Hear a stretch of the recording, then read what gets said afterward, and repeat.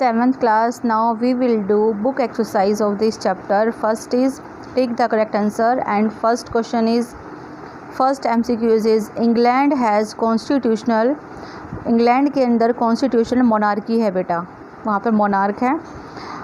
Second is a form of government in which one person has all the powers is called dictatorship.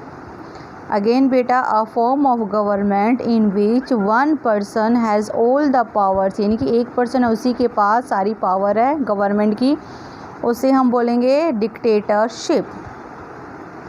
Now third is Russian Revolution took place in 1917. Russian Revolution took place in 1917. India has dash. India has parliamentary democracy. India has parliamentary democracy. On which date was the midday meal scheme launched? 15 August 1995. On which date was the midday meal scheme launched? 15 August 1995. Now beta fill-ups.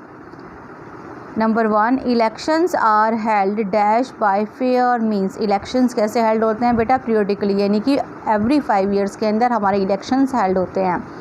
Once again, elections are held periodically by fair means.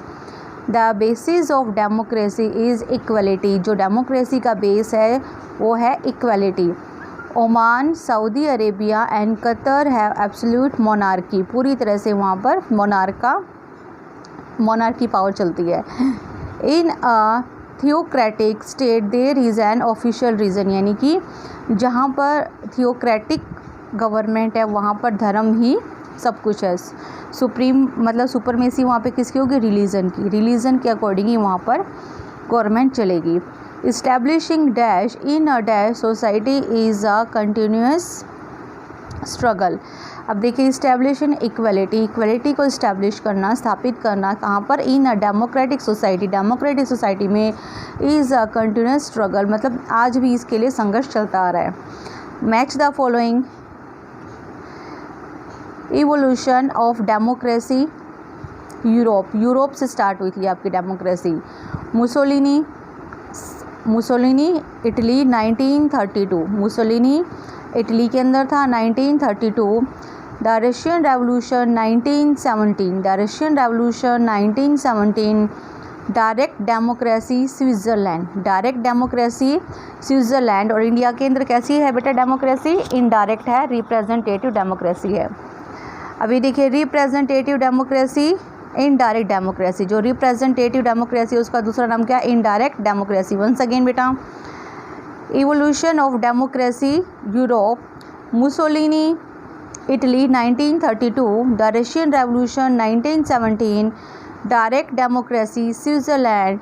Representative democracy, indirect democracy. Now beta, we will do E part. Answer the following question in 1 or 2 words. We will do D part later. In our next video we will do D part. Which type of government is elected by the people? People जो हैं वो किस तरह की government को elect करते हैं? Indirect democracy. कैसे करेंगे?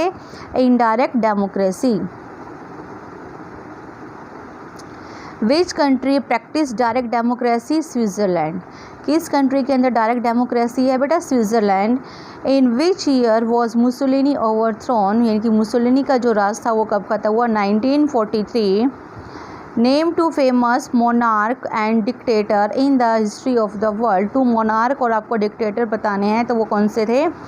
Adolf Hitler and Mussolini. Adolf Hitler and Mussolini. Which article of the Indian Constitution makes provision to treat people equally and with dignity? तो वो आर्टिकल है आर्टिकल 15.